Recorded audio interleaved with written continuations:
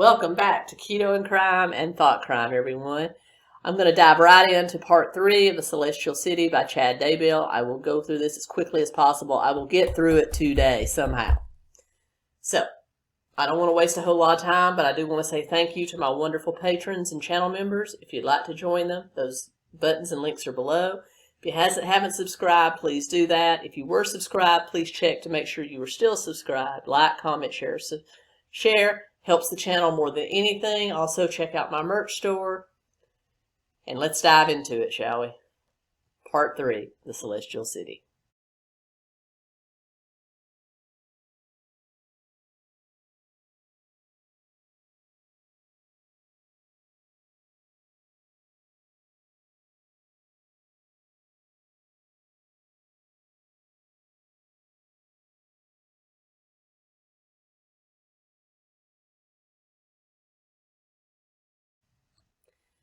So, when we left off, we heard about Ken Taylor, Tad's former boss, the one that turned him in, has fallen on some very hard times and has made his way back into Salt Lake City and has made his way to the state capitol where Larry Campbell, or 𝗚𝗓𝗓, the religious nut that tried to take over the church that Tad was a member of, and Tad had basically told him to shove it,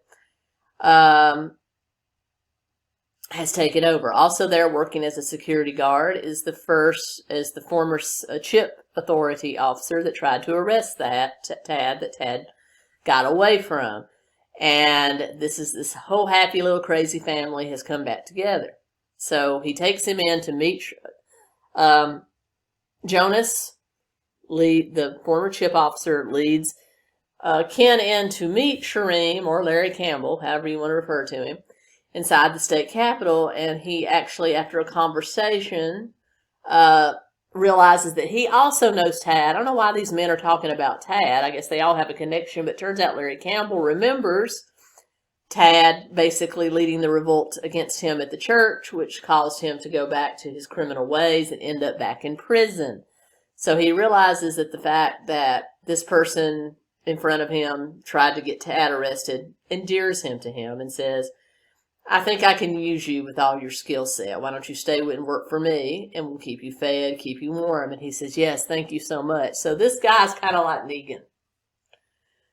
He's the Negan of this. The 𝗚𝗓𝗓 is the Negan of this story, I guess. And probably doesn't have the same sweet bat with the barbed wire on it, but still.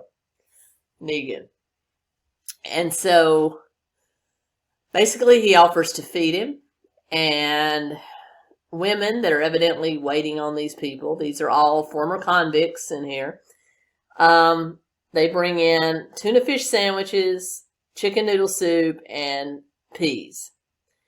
And so they eat it, and 𝗚𝗓𝗓, or Larry Campbell, or Negan, or however you want to refer to him, jokes that this was the majority of what Mormons had in their pantry. Canned tuna, canned soup, and canned peas. And he didn't none of them have any Vienna sausages?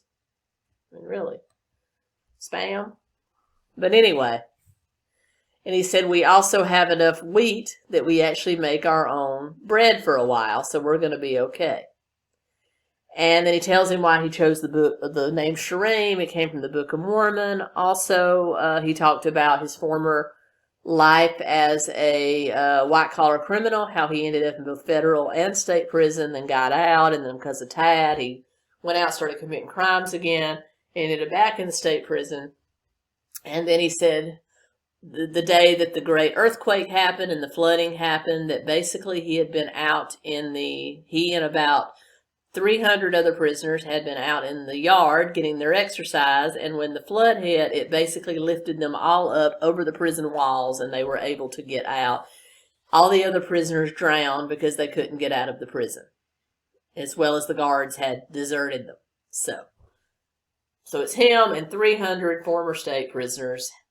Then walked, throughout Utah, robbed people, took weapons, killed people, took their food stocks, and made their way into Salt Lake City, where they then took over the abandoned Capitol building.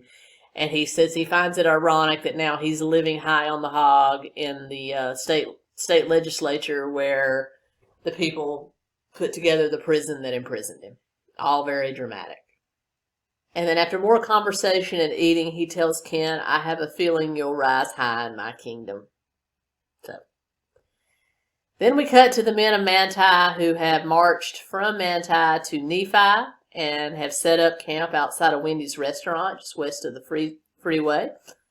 From where the small suburb where they are, they can see Salt Lake City. And 4 days later, they actually make it to Salt Lake City and go into the city center. And while there, David kids Tad because they passed the old Conquest Coliseum and he sees a marquee for the gladiators. Remember them? And once they march past that, they get to the actual temple where there are people inside, the saints that have been charged with living in the temple. And the agents let all the men of Manti in where they camp. Also, soldiers from Hebron and Provo, Utah also merge on Salt Lake City that same day, and they all camp at the Mormon Tabernacle. So, with all of the men of Manti and the other two, which were smaller camps, there's about 4,000 soldiers camped at the Salt Lake City Temple. Elder Smith is zoomed in and gives them a huge speech about how they are much like the group of Mormons or Joseph Smith's armies in 1850s. Was that really a thing? Anybody out there on Mormon history that can tell me if Joseph Smith had an army of 4,000 ever? Anyway. So they tell a huge, he catches them up on what's been going on. Somebody there asks about California. He says that there were many saints in California that did heed the prophet's warning and were tucked away at temple camps. And they've since moved to Oregon or Idaho. And that some of those camps, some of the elders from California are at Fort Bridger. And that but California itself was devastated by the coalition attacks, many earthquakes, waves, tidal waves, all that sort of thing, as well as with the virus. And you remember in the previous book, the previous series, one of our heroes' fathers, came from California, so we were quite aware of all the devastation in California. And then he also tells them at this very moment, 15,000 saints from Guatemala are on their way here as well because they're being aided by the Hopi people in Arizona, and they will eventually be here. And then we cut back to Hopi land where Kim and Josh have learned to appreciate their society. They have an adage called corn is life. And they are very traditional people. They really appreciated the traditional role of men and women. Of course, this is Chad Daybell novel. And Joseph and Josh, remember Joseph is the BYU guy that they found out, the Hopi BYU fan that they found out while spying on the coalition troops way back in part 1 and brought them here to Hopi land. And they talk about the coming battles and how they will play a part in it. And basically, they all agree that their whole purpose is to bring as many souls as they can into the kingdom of God and to the celestial city. Meanwhile, Hopi spies see what they estimate to be those 8,000 troops from Arizona marching past. Now, they say it's now down to about 7,000, as if they could count them from afar, but they say that it looks like the number has dropped tremendously, and they're on their way northeast to meet in Denver with the rest of the troops. They're wanting to merge up with the contingent coming from the east. Anyway, very confusing. Meanwhile, we cut back to Salt Lake City, and the saints and the soldiers that were all camped in the temple are now heading north on Highway 600, heading for Wyoming, where they're planning to merge up to make their final descent into Colorado. And then we cut to an abandoned home not far off that highway where Ken and Jonas from Negan's camp or Sherman's camp are hid in that abandoned home with binoculars watching the Mormon troops. And through their binoculars, Jonas managed to spot Tad and said, "Isn't that Tad North?" And Ken says, "Yes, it is." And he goes, "We might actually be able to get even with him." I don't know why Ken is upset at Tad. Tad did nothing to him. But anyway.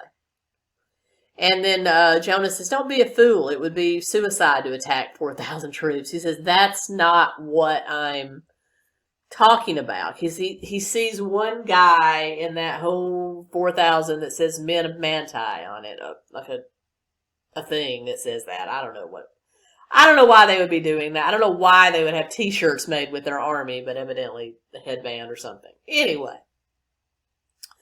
He also noticed the ones from Provo and the ones from Hebron, and he says Manti is the closest, within 100 miles. He said, "I'm willing to bet that there's a camp there, probably where Tad came from, since he's from Manti, and I'm willing to bet his family's there, and we can get revenge on Tad by taking out his family, since all the men are evidently marching with the army here." And Jonas thinks that's a tremendous idea. So they go back to the Capitol and they tell their boss, Larry Campbell, 𝗚𝗏, about their plan. 𝗚𝗏's like, "Why would I care about a few dozen Mormon living in Manti?" He said, "That does nothing to me." And he goes, well, Ken tells him, Ken, who really wants to do this for some reason, is saying they probably have a lot of food that we could use. If we don't eliminate the women and children, their children are going to grow up and threaten your kingdom. And also you can get revenge on Tad, who basically sent you on the spiral to go back to prison. And after thinking a minute, he goes, "You're right, let's do it." So he gives him a force, Jonas and Ken, a force of several dozen criminals to go carry out this mission of going to Manti and taking out Tad North's family, stealing what they can. So they also said that he has other criminals that's part of his kingdom that are in the nearby city of Nephi, a couple of hundred, that you can also link up with. He says he's already going to send a messenger to let them know, and I want you to go to Manti and do this thing. So Ken says, "Yes, we're going to do it."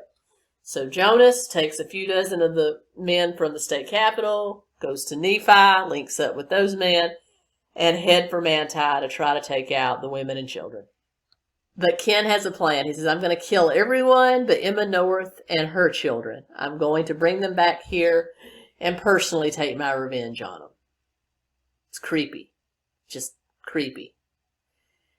Anyway, for a week, they marched toward Manti. As you said, it was about, 100 miles. Meanwhile, the criminals start to get a little antsy. They don't really want to do it. They resented the fact they were having to do this forced march.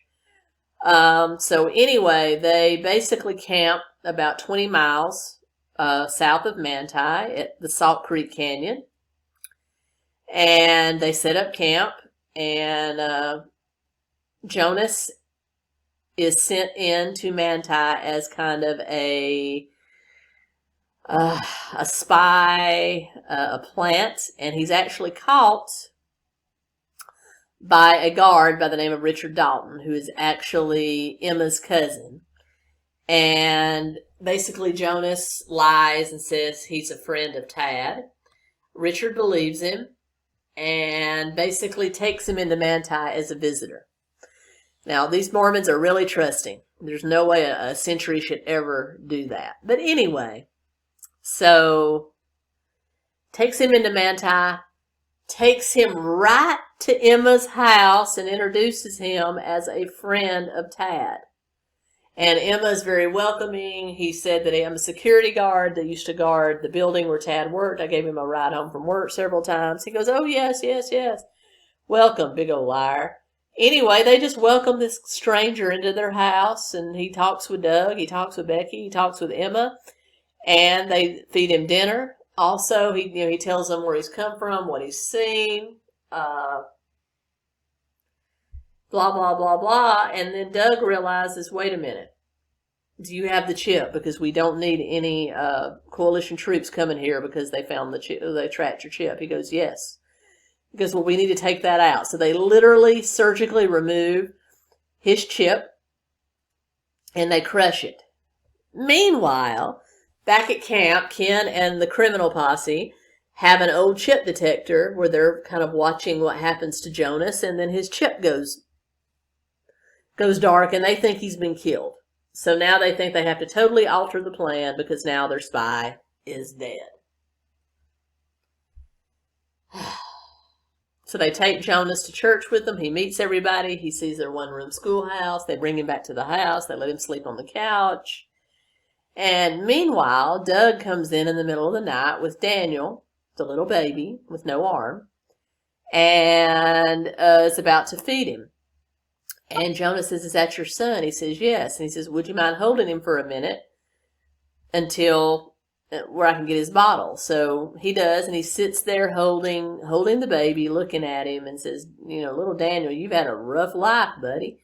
And Daniel, I guess, speaks to his soul or something, and then he realizes he needs to tell them about what's going on. So he tells Doug the truth, that he was sent here as a decoy, and there's this army of criminals coming to kill everyone. So they immediately take Jonas to the church. They tell the elders that are President Johnson, who's still there, they tell him, and they say, well, there's only one thing we can do. Since they know where we are, we have to evacuate. So they put together their plan. Each block captain organizes it, and they evacuate Manti before the criminals ever get here. Meanwhile, Richard Dalton and another guard named Chris have been sent to the Salt Lick Canyon where the criminals are camped to watch them and to somehow lay a trap. They had explosives that they had, you know, pre-planted to keep coalition troops out. They never expected they'd have to use them for, you know, escaped criminals. But they go to spy on them. Meanwhile, when they get there, they see that the criminals, to keep themselves occupied, are destroying a Wendy's. I don't know what it is about Wendy's in Chad Daybell. Are destroying a Wendy's that used to be on the corner in the town that they're in, and they're melting it, you know, melting the furniture and just having a good old time to keep themselves occupied. And then it was about that time Jonas's chip goes dark, so they think that he's dead. So Ken announces to the crew that Jonas, their spy, is dead, and they just need to go get him. So they get in such a hurry, and they're expecting all this food to be at Manti, so they'll have plenty. They just leave their food in their tents behind and walk toward Manti. So the explosives that Richard set along a barrier, he explodes them. It causes a rock slide that kills some of the criminals. The rest of them have to spend all this time and energy going around or climbing over, and they're not in a very good mood when they finally get around to it, and they head for Manti, which I said is still about a 20-mile march away. Richard rides back to Manti on horseback and goes to sleep. He has a dream, and in this dream, God shows him a temple door with the words, "We have run from an army that intends to kill us," with a left arrow pointing towards 𝗏𝗏, Utah. So he decides it is a sign from God, and he actually paints this on the door of the makeshift church in Manti, and then he and Chris boogie out to meet up with the rest of the evacuees. So the convicts get there. They see that everyone is left. They've taken all the food. They see the sign that points where they have gone. And they actually follow the sign because Ken assures them they will find the Mormons there, and all the food and all the stuff they were supposed to get will find them there. And so he convinces them to follow that sign, and they march off. Meanwhile, a couple of days passed after Richard has joined up with the rest of the evacuees. He rides towards 𝗏𝗏 to see if he can figure out what happened. He gets there to the town of 𝗏𝗏, and he approaches the church, and he sees it's littered with dead bodies. Evidently, these criminals, after marching another 20 or 30 miles with no food, no shelter, none of that, when they got there and saw it was a deserted town with no food, no shelter, no Mormons to kill, they turned on each other and killed each other. He also found Ken Turner hanging from a tree with a sign that says, "Here hangs the all-knowing Ken Turner. He bet his life on finding Mormons here. He was wrong." So that's the end of Ken Turner. Though knowing Chad Daybell, I'm sure he'll turn up in Beyond the Veil somewhere. So, meanwhile, we get to Fort Bridger, Wyoming, where all the men of Manti have joined up with other Saints' armies, and there was over 8,000 of them now. 8,000 Mormon soldiers. They're at a staging point. They start marching towards Colorado to get to Denver. And then we cut back to our old buddy, 𝗵𝗂𝗶𝗄. Remember the Kansas City force that was marching toward Denver for the coalition. He recounts what happened to them when they got to Kansas. They basically froze to death, most of them, because snow in the high plains are thick. They basically got killed by snow, late season snow. They ran out of food. Commanders weren't very competent. The flu got them, and basically now the troops had dwindled down to about 3,000 to 4,000. Meanwhile, over radio, they learned that the Denver forces had also been dwindled down a bit, and so now there was only a grand total of about 7,000 coalition troops in the whole country. Again, I'm not even going to get into the numbers of why they tried to invade with such a small force. But anyway, so 𝗵𝗂 relays a story about how the Arizona men, when they got there, they had gotten fat and sloppy, and they were among the first to die. So all those Arizona men that you saw marching by, they dead in Chad Daybell's world. Meanwhile, 𝗵𝗂 runs away. He just goes AWOL. He's told, he has a dream in which the spirit tells him to go find his tribe, and he leads away. Meanwhile, while camping out, he comes upon Tad and David on the outskirts of Denver, who are there scouting, and they see him. They recognize him as a coalition soldier. They take him prisoner. He tells them he's actually a Mormon. He wants to join them. They give him this Mormon test, things that only a Mormon would know, and he passes it. So he tells them his entire story of who he is, what he is. They take him to their camp just outside Denver. They introduce him to Elder Smith. Elder Smith blesses him and welcomes him in and says that he should join their army. He can be a great help to them.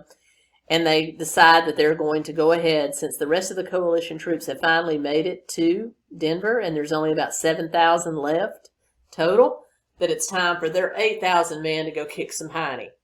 So they march toward Denver. They come up with a plan, just like remember in our last series, where young men, decoys, will lead the coalition troops down a certain road toward Mile High Stadium, the Denver Broncos Stadium, down Colfax Road, where all the saints of Israel will be hiding, and they will ambush them when they get there. So David is among some of the decoys because he's young and fit, and so is 𝗵𝗂. And they lead the coalition troops down Colfax Road to Mile High Stadium, where the Mormons are hiding, and they just blast them all to hell. Only about 10 coalition troops are remained alive. They're taken prisoner. They are told that they can join the Mormons if they don't cause any trouble. But the Mormons were going to leave Denver after clearing it and march back toward Missouri to build Zion. And they will hook up with the evacuees from Manti who have gone up to Hebron. And they will join with all of the other saints and camps. And they will start one long wagon train, because we're in the 1800s, going to Independence to build the Celestial City. The soldiers that were spared said, nah, we're not into this. We're just going to stay in Denver. So they left like the 10 or so coalition troops in Denver. 𝗵𝗂 said, you're just not ready for celestial life. And they're like, yeah, you're right. We don't want no part of that. So now you see all the Mormons converging. Everybody's reunited. Stories are told. They find out that Ken Taylor's dead. They say, oh, I'd hate to be him in the spiritual afterlife. And then they march to Independence, Missouri. And then we fast forward ahead a couple of years. And they've built the Celestial City. They're living in it. Everyone has a job. And Kim is pregnant, by the way. Kim got pregnant, so she's a mother now. And now we find out that Doug, Tad, Josh, all of them, as well as all the women, are part of the 144,000 priesthood. There's that famous number that Chad Daybell likes so much. 144,000 priesthood and the 144,000 widows. And they lead the Celestial City. And now we know that from here, they're going to rebuild the United States into a Mormon country to lead the world. And we will find out all about that in the third book, The Rise of Zion. And I will have that for you next week. And I hope you've enjoyed this walk into insanity. I will try to make these books as enjoyable as I can. I hope you are. And I hope you'll visit me again. I'll be back real soon. Until next time. Keto Comic.